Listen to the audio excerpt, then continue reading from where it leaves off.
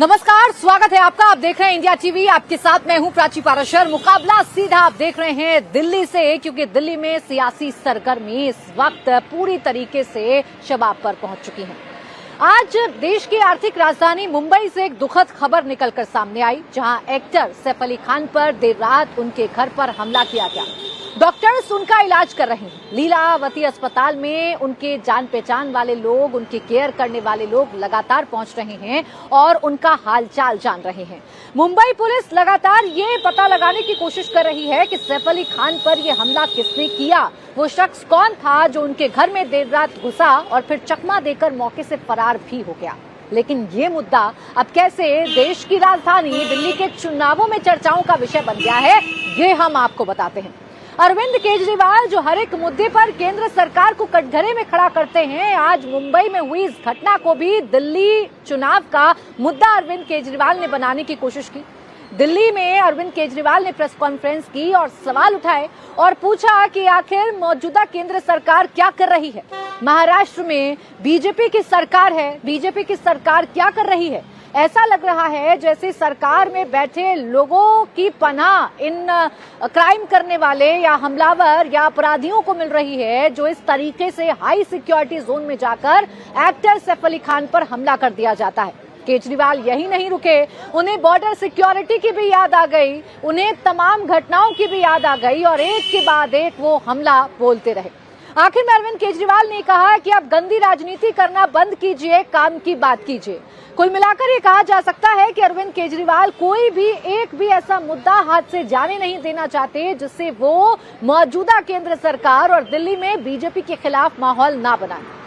अब सवाल यह है कि 8 फरवरी को ऊंट किस करवट बैठेगा, जनता किसके काम पर मुहर लगाएगी, क्या कानून व्यवस्था दिल्ली के चुनावों में कोई मुद्दा बनने जा रहा है, इसी पर करेंगे मुकाबला। लेकिन आइए आपको सुनवाते हैं अरविंद केजरीवाल जब आज मीडिया के सामने आए तो कैसे बीजेपी पर हमलावर हो गए।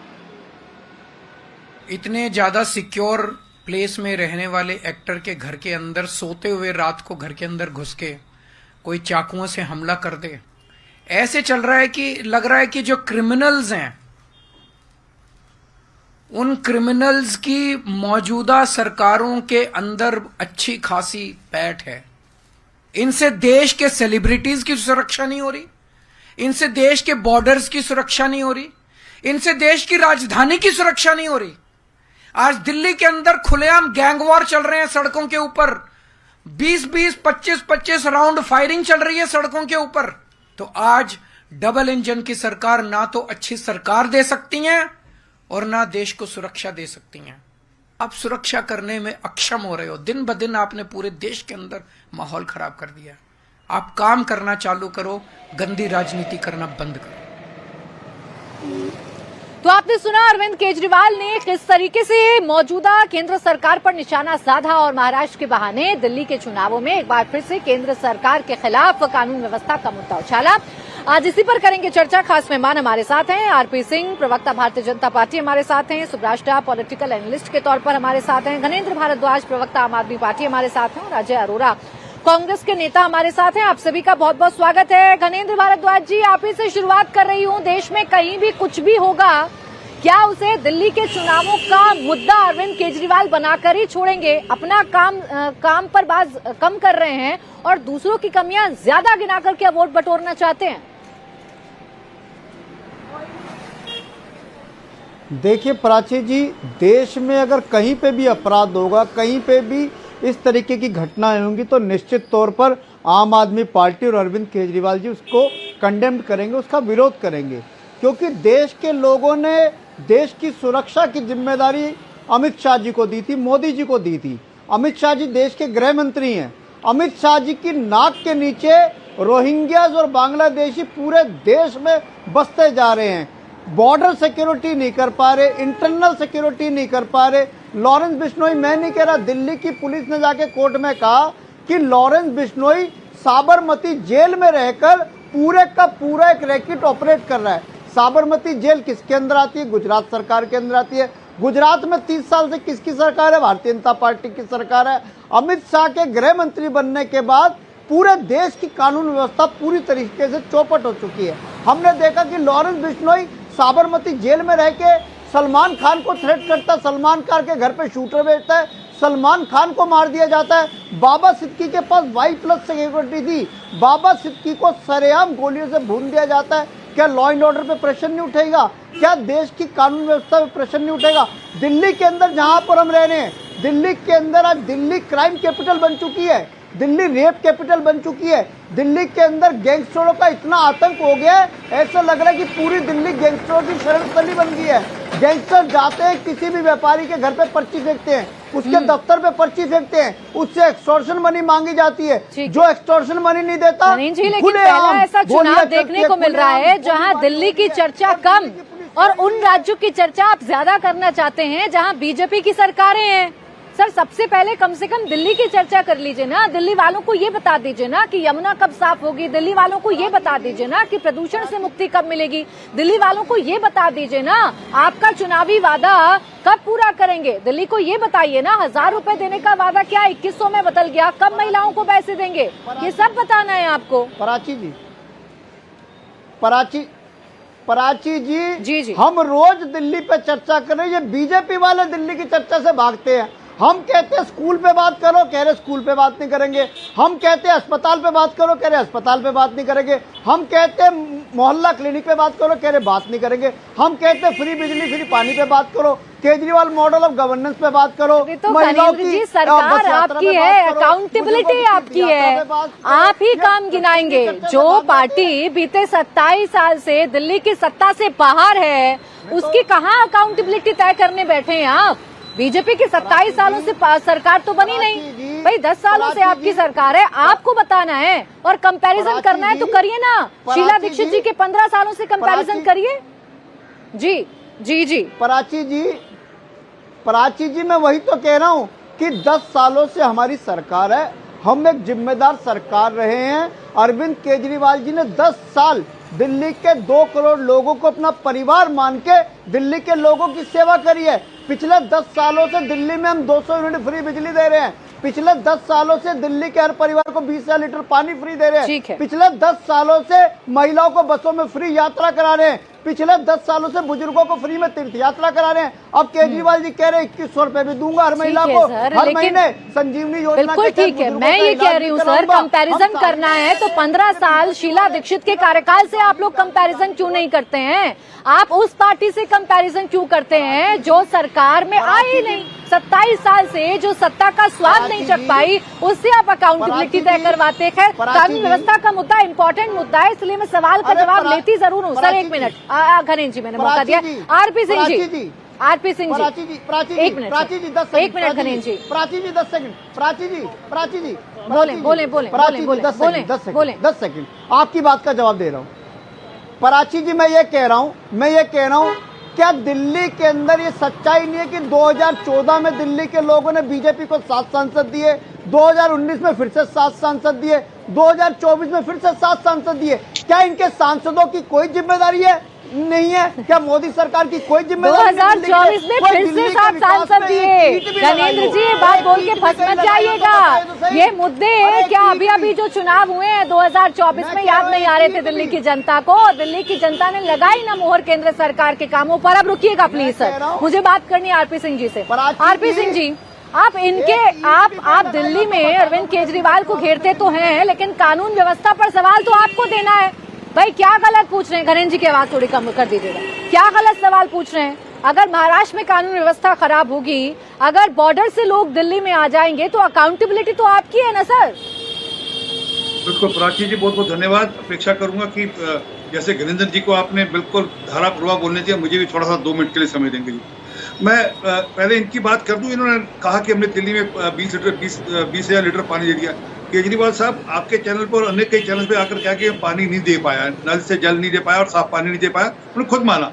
फिर उन्होंने कहा कि हमने सब कुछ बड़ा अच्छा कर दिया, दिल्ली में सड़कों पर खड्डे हैं। ये केजरीवाल साहब ने खुद मान्य किया टीवी चैनल पे आकर कि मुझसे गलती है, मैं अगले 5 साल में ठीक करूंगा, सड़कों खड्डे भरूंगा। फिर उन्होंने कहा यमुना जी के बारे में कहा कि यमुना जी गलती है, ये खुद माना। हम थोड़ा कह रहे खुद मान करके, ये तो बातें खुद मान रहे हैं।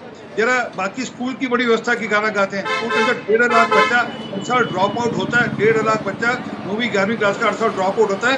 और उनका भविष्य अंधकार में डाल दिया था कि उनको 10वीं 12वीं का रिजल्ट इम्प्रूव करना होता है। 65,000 नकली टेस्ट किए इन्होंने मोहल्ला क्लिनिक के अंदर और 3 बच्चों की हत्या हो गई। दवाई नकली, वहां पर गलत दवाई दे दी इन्होंने, ओवरडोज दे दिया, उसके चलते 3 बच्चों की हत्या हो गई मोहल्ला क्लिनिक के अंदर। आप किस विषय में बात करें? आपको याद हो थोड़े दिन पहले ओल्ड इंडिया नगर के 10 बार बारिशों के अंदर 3 IAS एस्पिरेंट की हत्या हो गई। हवा, आप बाहर जाकर हवा में सांस घुटता है, लगभग मेरे पास जो फिगर है 33,000 बच्चों को असर हुआ है हवा के चलते हुए। आज गर्भवती बेटियों को दिल्ली से बाहर जाने की इजाजत दे दी डॉक्टर्स ने। अब ये लॉ एंड ऑर्डर की बात करते हैं। एक सज्जन, उनका नाम है नरेश बलियान, वो यहाँ से बैठकर, दिल्ली में बैठकर गैंगस्टर से बात कराते थे, किसकी? यहाँ पर बिजनेसमैन की, और उनके बिहार पे फिरौती लेकर गैंगस्टर्स को पहुंचाते थे। इनके विधायक थे नरेश बलियान। अच्छा, इन्होंने ये नहीं कि नरेश बलियान से चलो पकड़ा गया तो दूरी कर ले, उनकी पत्नी को टिकट दे दी इसलिए भैया कोई बात नहीं, आपके पति ने अच्छा काम किया था, गैंगस्टर्स के बिहार पे यहाँ पर ऑपरेट करते थे, चलो हम उनके बिहार पे आपको टिकट दे रहे हैं। जरा अब मैं इनकी बात करता हूँ, जहाँ इनकी पुलिस है। 24 नवंबर अजनाला पुलिस स्टेशन में ID ब्लास्ट हुआ। मैं अभी आपको बाकी घटना नहीं बता रहा, स्पेसिफिक चीजें बता रहा हूँ। 24 नवंबर 26 नवंबर को अमृतसर पुलिस स्टेशन में हैंड ग्रेनेड फेंका गया। 2 दिसंबर में नवाशहर कांगड़ पुलिस स्टेशन में हैंड ग्रेनेड फेंका गया। लेकिन 4 दिसंबर को 4 दिसंबर को मजीठिया थाने के अंदर बम ब्लास्ट हुआ। 4 पुलिस आरपी सिंह जी, लेकिन हम एक दूसरे की सरकारों को गिनाकर अगर कमियां ही बताते रहेंगे। एक मिनट, मैंने आपको टोका नहीं सर, मैंने आपको टोका नहीं, लेकिन आप भी दिल्ली से निकलकर पंजाब चले गए तो खींचकर दिल्ली पर लाऊंगी ना। अरे आइए ना, पर मैं जरा 1 मिनट, मैं आपको बता रहा हूँ कि पंजाब में पुलिस स्टेशन ही नहीं, ये पिछले 1 2 3 4 5 6 7 8 9 10 पुलिस स्टेशन में हमला हुआ। 24 नवंबर के बाद 10 पुलिस स्टेशन पर हमले हुए हैं, ग्रेनेड अटैक, RDS अटैक, बार हमले हो रहे हैं वहाँ पर, और मैं एक पुलिस स्टेशन की जानकारी लेकर आऊँ। सर, पंजाब में अगर हमले हुए हैं तो वहाँ की कानून व्यवस्था पर सवाल उठाइए, लेकिन उन हमलों से क्या दिल्ली के क्राइम रेट को ढक दीजिएगा? क्या आपसे सवाल नहीं पूछे जाने चाहिए कि दिल्ली में क्यों मर्डर हो रहे हैं, क्यों फिरौती मांगी जा रही है, क्यों लूटपाट हो रही है, क्यों खुलेआम फायरिंग की जाती है? मेरा चैलेंज स्वीकार करिए, दिल्ली का क्राइम रेट पंजाब के क्राइम रेट से 1/10 है।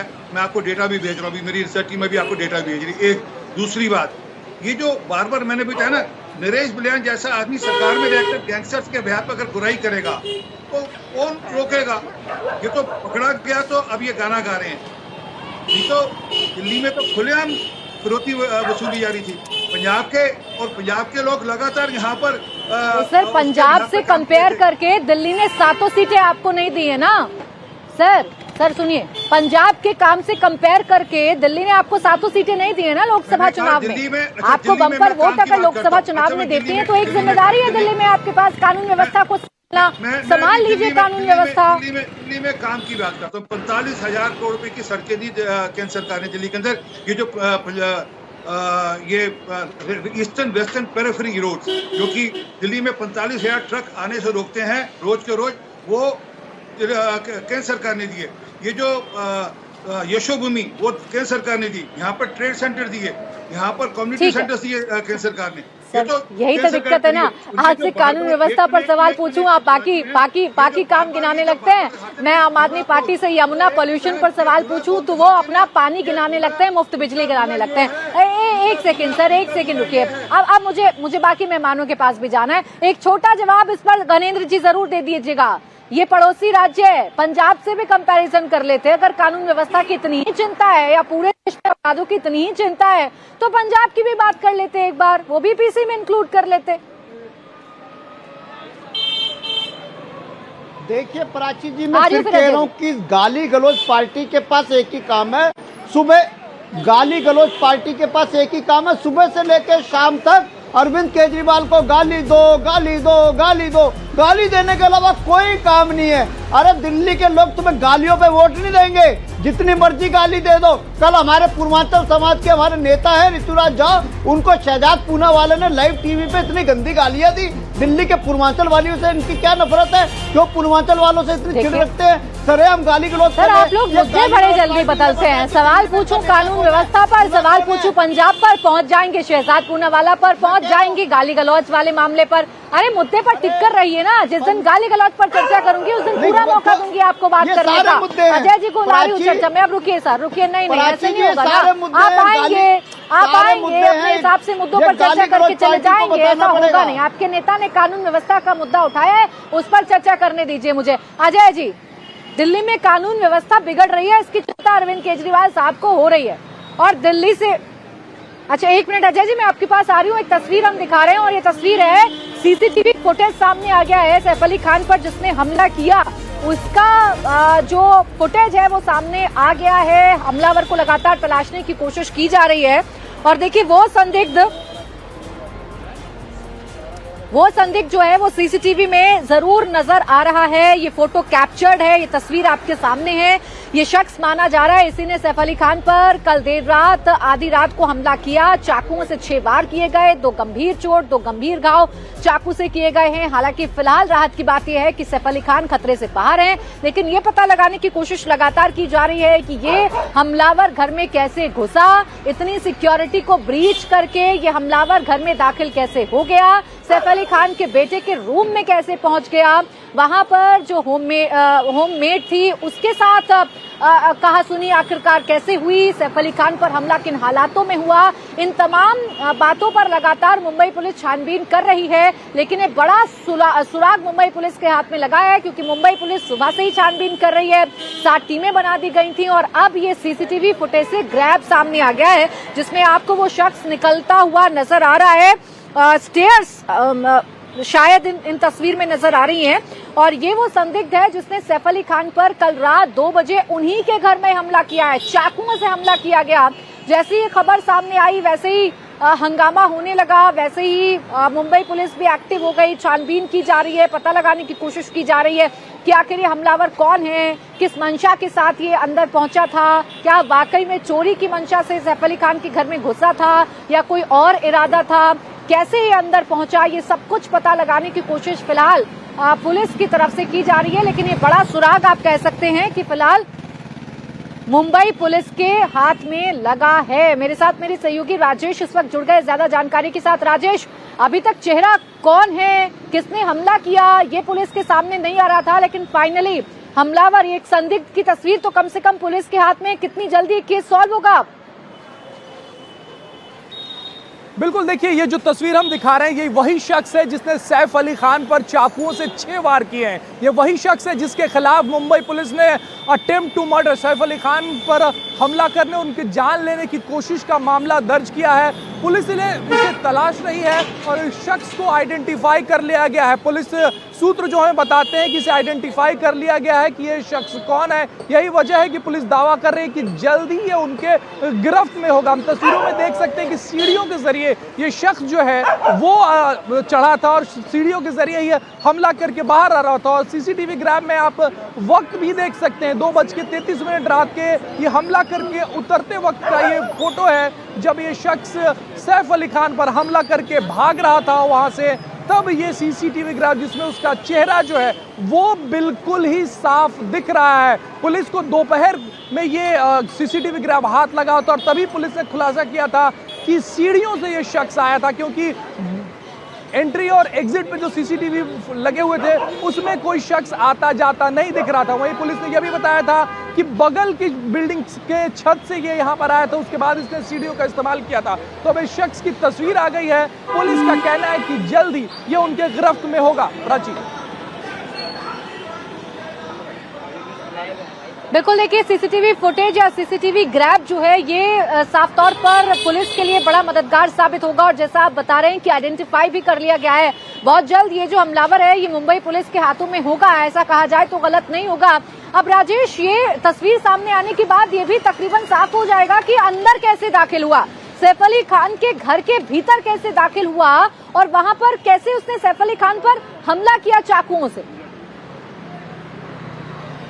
देखिए पुलिस के पास पूरी कहानी है, लेकिन पुलिस अभी बहुत फूक कर कदम रख रही है। यही वजह है कि पुलिस कह रही है कि जब तक अक्यूज यानी कि आरोपी उनके गिरफ्त में नहीं आ जाता तब तक वो पूरा खुलासा नहीं करेंगे। लेकिन जो सूत्र हैं वो यही बता रहे हैं कि इसने पहले से मुआयना कर रखा था और कहां से एंट्री हो सकती है सैफ अली खान के घर में वो इसे पता था और यही वजह है कि वो उसने जहांगीर का कमरा चुना और वहां से घुसने की कोशिश की। पुलिस का कहना है कि वो उस कमरे के जरिए सैफ के घर में घुसना चाहता था, वहां चोरी करना चाहता था, लेकिन जहांगीर के कमरे में घुसते ही नैनी की नजर पड़ गई, यानी कि लीमा की नजर पड़ गई उसके ऊपर और उसका पूरा प्लान जो है वो चौपट हो गया। सैफ आया और उन पर चाकुओं से इसने वार किया है। तो जहांगीर के कमरे में घुसा है। पुलिस इस बात को लेकर पूरी तरीके से कंफर्म है कि शख्स ने पहले जरूर मुआयना किया है। यही वजह है कि इसने वो जगह चुनी जो सबसे कमजोर एंट्री पॉइंट था सैफ के घर में। कोई भी फोर्स्ड एंट्री कहीं पर दिख नहीं रही है। पुलिस जो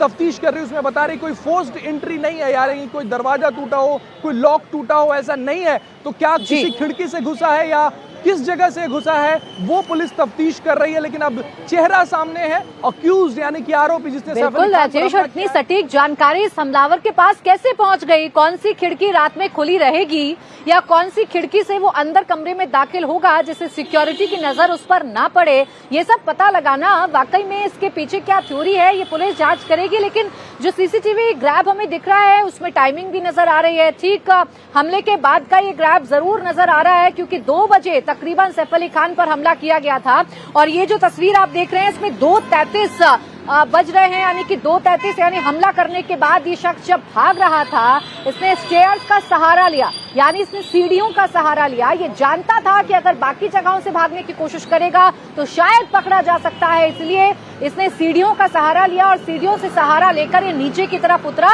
और फिर भाग निकला।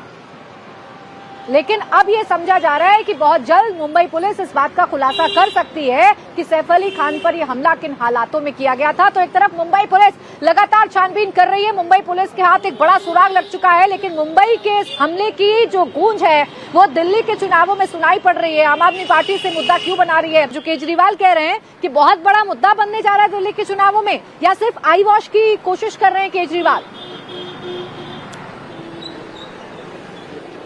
प्राची जी, मेरी दिल्ली मेरी शान, स्वर्गीय शीला दीक्षित जी की 15 साल की सरकार में नारा दिया गया और जब भी सरकारें आई बड़ा अच्छा समन्वय स्थापित किया शीला दीक्षित जी ने कि कोई भी सरकार रही हो। जहाँ तक आम आदमी पार्टी की सरकार है और दिल्ली में केंद्र में भारतीय जनता पार्टी की सरकार है, इनका समन्वय स्थापित नहीं हो पाया आज तक। कोऑर्डिनेशन की बहुत ज़्यादा कमी है। जहाँ तक कानून व्यवस्था का सवाल है, चाहे कानून व्यवस्था हो, चाहे यमुना मैली का मुद्दा हो, चाहे स्वच्छ पानी का मुद्दा हो, जितने भी मुद्दे हैं ये इंटर रिलेटेड हैं। दोनों की जिम्मेदारी बनती है, नैतिक जिम्मेदारी बनती है दिल्ली सरकार की भी और केंद्र सरकार की भी। केंद्र सरकार की जिम्मेदारी इसलिए बनती है कि दिल्ली में 7 सांसद भारतीय जनता पार्टी में हैं और दिल्ली सरकार की जिम्मेदारी इसलिए बनती है कि दिल्ली में इनकी सरकार है। दिल्ली में कानून व्यवस्था, चाहे दिल्ली सरकार हो, चाहे अमित शाह जी हों, चाहे गृह मंत्री के जितने भी अधिकार आते हों, उनका प्रयोग ठीक से नहीं हो पा रहा। हम तो दोनों पार्टियों से उम्मीद करते हैं और निवेदन करते हैं एक दूसरे की बुराई छोड़कर कोऑर्डिनेशन करके दिल्ली की जनता का भला करें।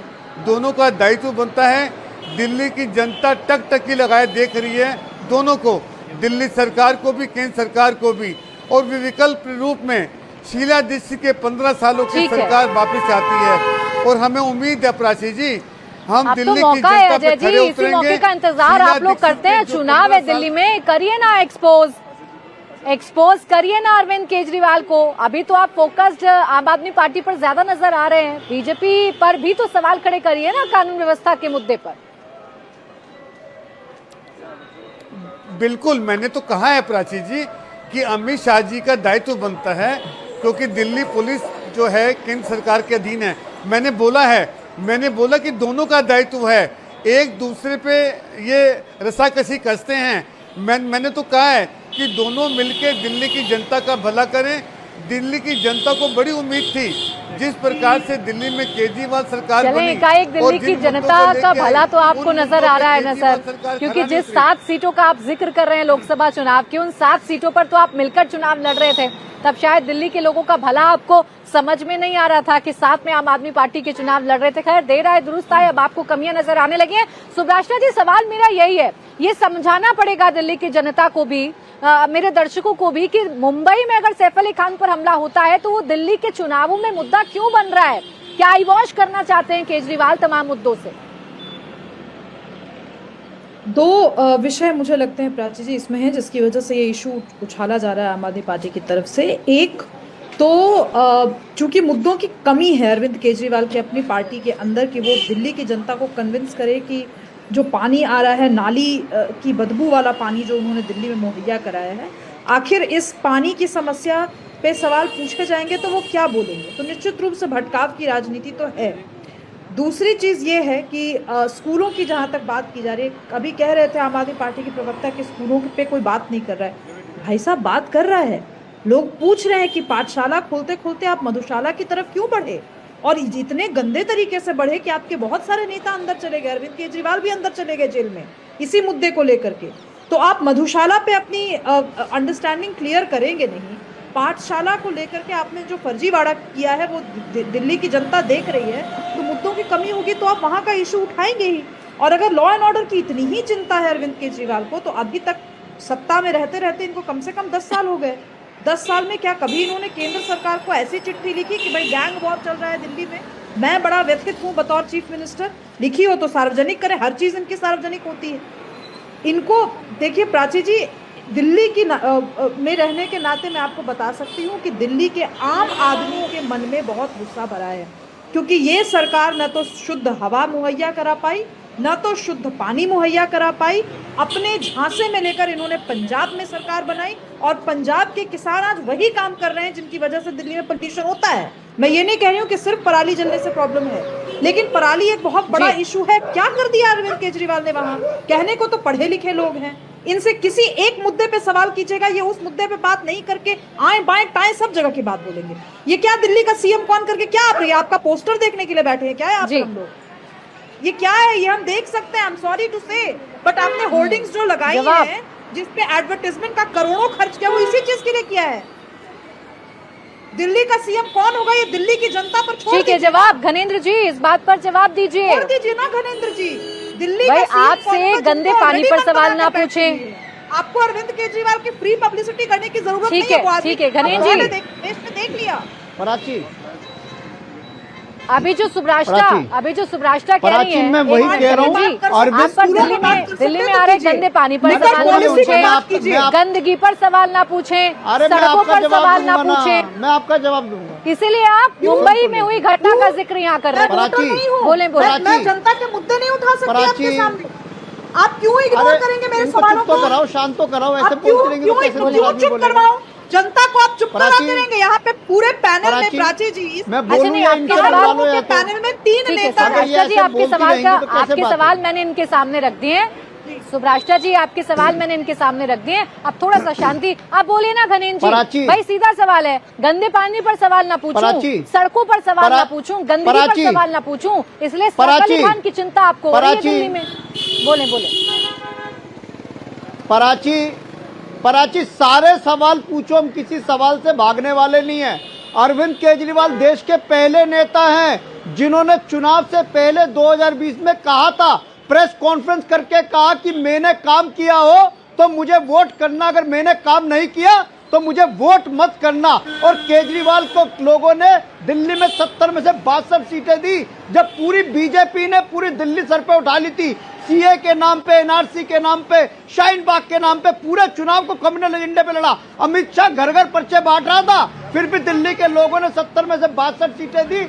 लोकतंत्र में जनता जनार्दन होती है, जनता फैसला देती है। जनता ने अरविंद केजरीवाल की सरकार को 3 बार बनाया है, एक बार 70 में से 67 सीटें देके, एक बार 70 में से 62 सीटें देके, 2025 में फिर से दिल्ली के लोग। अच्छा, एक एक करके बात करते हैं। आरपी सिंह जी आपके पास आ रहे हैं, थोड़ा सा आवाज थोड़ा सा कम रखिएगा। गणेंद्र जी,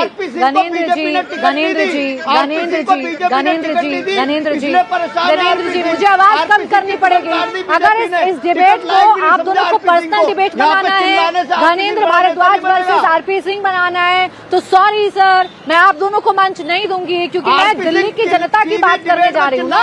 मैं हूँ दिल्ली में, मैं घूम रही हूँ विधानसभा टू विधानसभा। लोग पूछते हैं सर, एक मिनट, गणेंद्र जी सुनिए, आवाज कम करवा दूंगी सर, मैं आवाज कम करवा दूंगी, मेरे पास सही मौका है। दोनों की आवाज डाउन रखिएगा। गणेश जी, दिल्ली की इन्हीं विधानसभा सीटों पर लोग पूछते हैं गंदा पानी क्यों आता है, जवाब आप दीजिएगा ना। लोग पूछते हैं सड़कें गंदी क्यों हैं, जवाब आप दीजिएगा ना। लोग पूछते हैं गड्ढे क्यों हैं, जवाब आप दीजिएगा ना।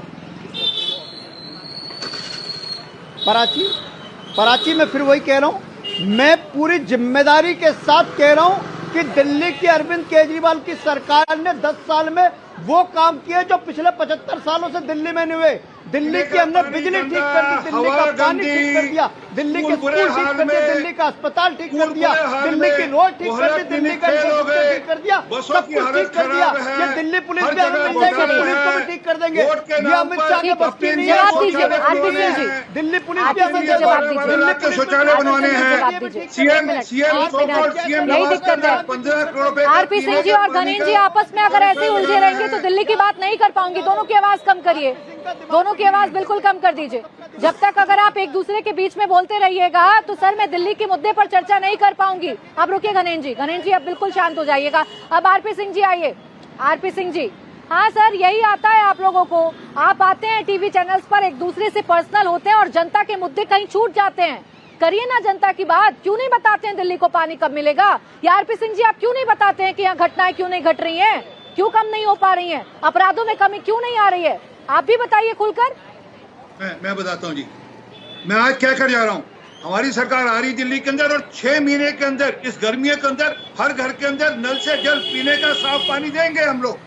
हम लोग दिल्ली के अंदर 7000 बसें नहीं जोड़ेंगे, 7500 बसें नहीं जोड़कर 15000 बसें जो आज से 10 साल पहले की थी वो खाता पूरा करेंगे। और जो इन्होंने 7200 बसें दिल्ली में चलाई उसमें से 1900 बसें केंद्र सरकार ने दी, मोदी जी ने दी इनको।